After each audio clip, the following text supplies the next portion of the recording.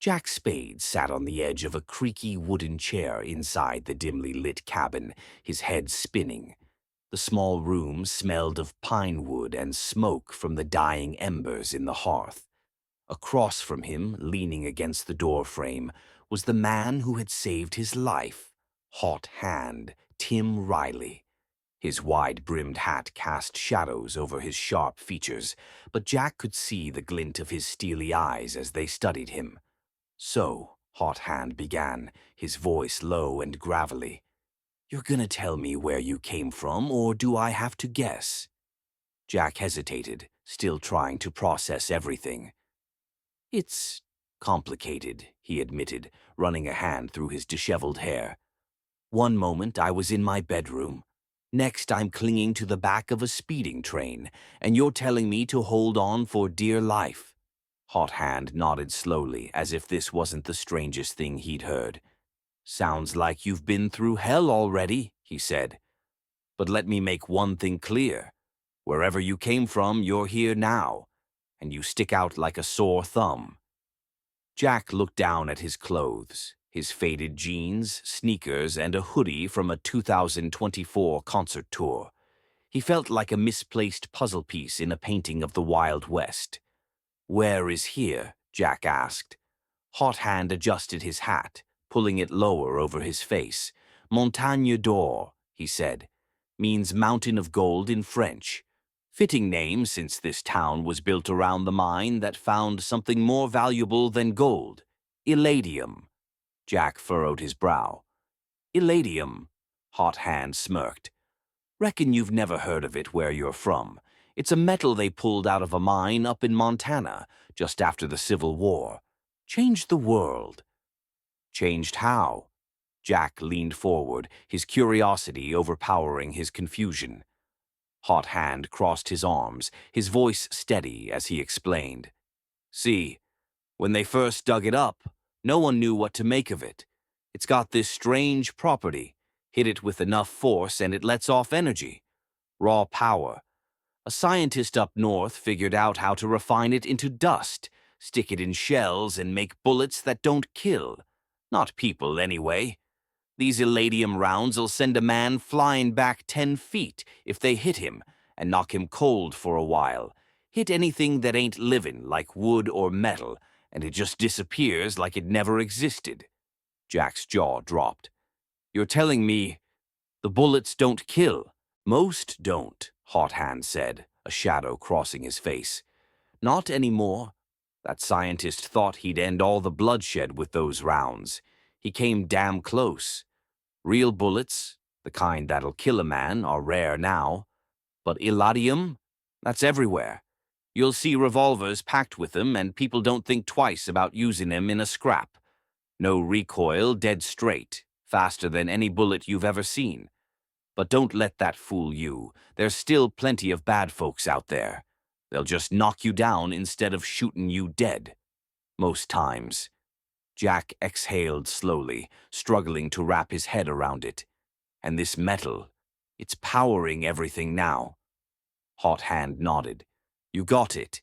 They use it to power buildings, factories, even light some streets in the big cities.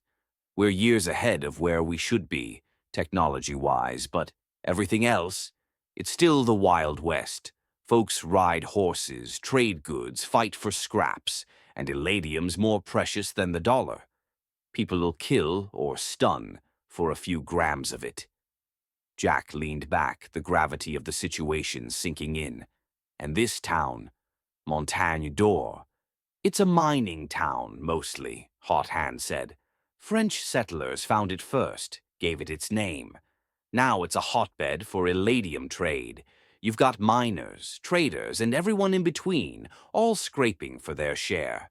But the town's run by bullies, big fish in a small pond. They call the shots, set the rules, and don't like outsiders poking around." Jack frowned. "Who are these bullies?" Hot Hand's eyes darkened. "A gang called the Silver Spurs. They've got the sheriff in their pocket and their boots on the throats of everyone else. They take what they want and leave just enough for the rest of us to survive. If you're smart, you'll steer clear of them." Jack's head swam with questions, but one stood out. "Why are you helping me?" Hot Hand shrugged, his expression unreadable. "Call it a gut feeling. You're not from around here, and you're way out of your depth. But you've got a spark in your eye, same spark I had when I first got here. I figure you're worth keeping alive. For now." Jack wasn't sure whether to feel relieved or wary. "So what now?" "Now," Hot Hand said, pushing off the door frame, "we get you some clothes. You're sticking out worse than a rooster in a snake pit.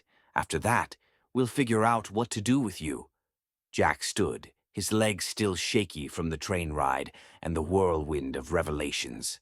As they stepped out into the cool night air, he couldn't shake the feeling that he was in way over his head. But for now he had no choice but to follow Hot Hand Tim Riley, the enigmatic cowboy with a heart as steady as his aim. Whatever came next, he was in it now, deep in the heart of the Wild West, in a world he barely understood. Hot Hand clapped Jack on the shoulder. "Wait here," he said, disappearing into the small bedroom at the back of the shack.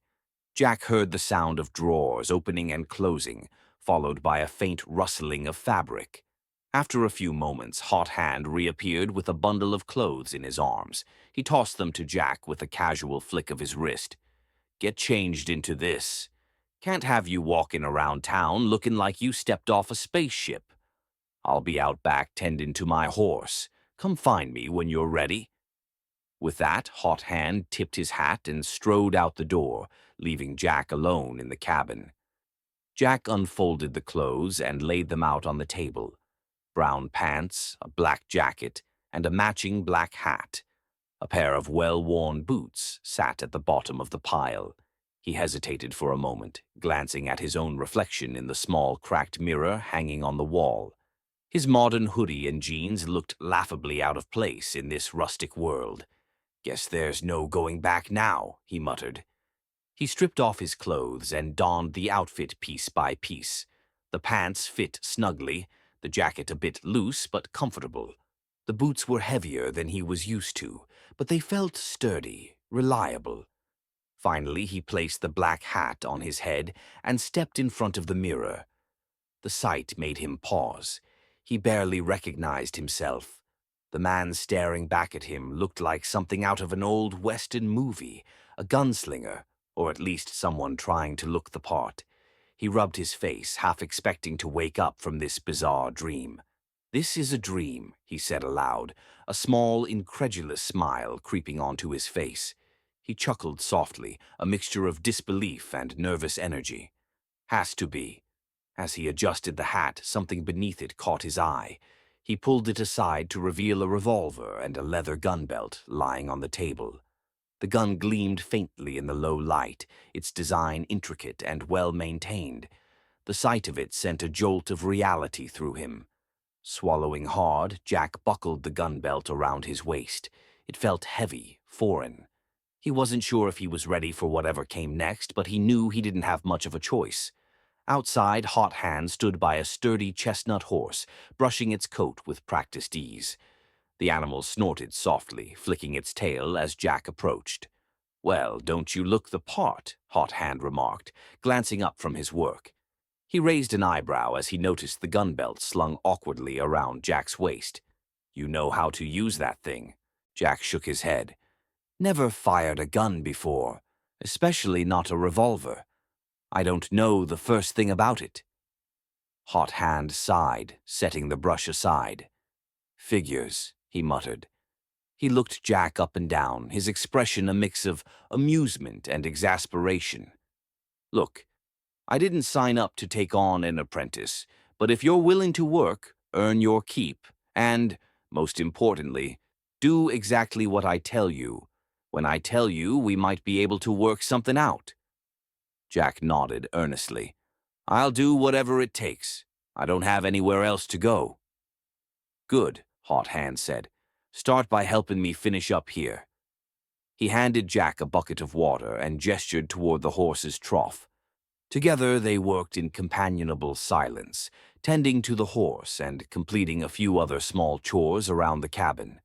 Jack found the physical labor oddly grounding, a welcome distraction from the storm of questions swirling in his mind. As the sun began to dip below the horizon, casting long shadows across the landscape, Jack couldn't help but feel a small spark of hope.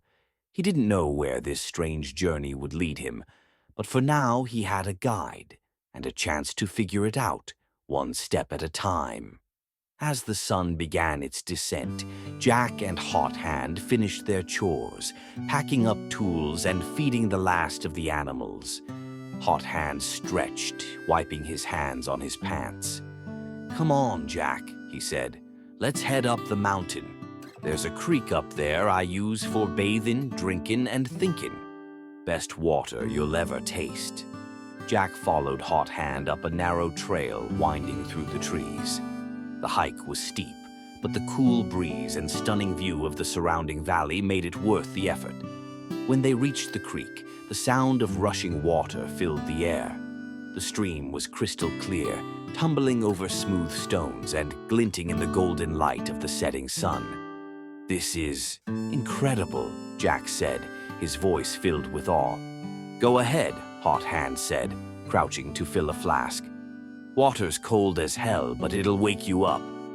Jack hesitated for a moment, then pulled off his boots, jacket, and shirt. Standing at the edge of the creek, he took a deep breath and dove in. The icy water hit him like a shockwave, stealing his breath, but the freshness and clarity were invigorating. "Holy!" Jack sputtered, surfacing with a gasp. He laughed as he splashed water over his face and hair. The intense cold made his skin tingle, but the experience was refreshing, almost purifying. As he swam and drank from the creek, Jack found himself thinking about Rachel, or the woman who looked like her. The image of her face, the way their eyes had locked, refused to leave his mind. Was it really her? And if so, how? "When am I gonna wake up?" he muttered under his breath, gazing up at the cloudless sky. After drying off in the sun, the two men began the hike back down. Hot Hand carried a revolver in his hand, spinning it lazily as they walked. Once back at the cabin, he set up a makeshift shooting range using empty cans and wooden stumps. "All right," Hot Hand said, handing Jack his revolver. "Let's get you acquainted with that thing. Here's how it works."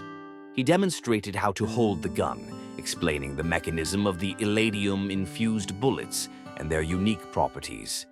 Jack listened intently, taking in every word. "These bullets don't kick like your modern ones," Hot Hand said. "No powder, no recoil, but they shoot fast and straight and they pack a hell of a punch without killing. That's the idea anyway." Jack practiced firing, his first few shots going wide, but soon he started to get the hang of it, the revolver feeling more natural in his hands with each pull of the trigger. The lack of recoil amazed him, and the speed and precision of the shots were exhilarating. He fired again and again, hitting targets with increasing accuracy. After 31 shots, the energy of the gun began to wane. "See that?" Hot Hand said, pointing to the faint glow fading from the bullets. "That's the eladium working. It's kinetic. You got to reload when it starts dying down." Jack reloaded with fresh bullets, and as he did, a squirrel darted across a tree branch. Without thinking, he aimed and fired. The squirrel tumbled out of the tree, landing stiffly on the ground. They rushed over.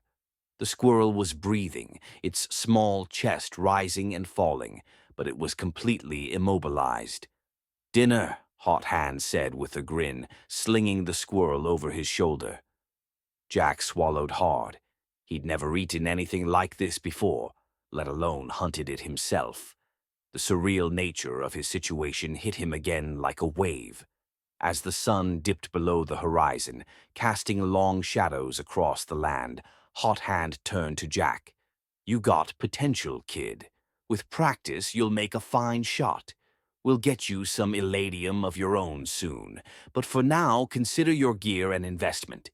You can pay me back when you're on your feet." Hot Hand extended his hand, his expression serious. Jack hesitated, his thoughts swirling. Finally, he said, "I have one condition. Name it, Hot Hand replied. I want to know everything. About this town, this place, Eladium, how it was found, how the war ended, all of it. And I need to know about her. The woman I saw. You know who I mean? Hot Hand stroked his beard thoughtfully, then tipped his hat and extended his hand again.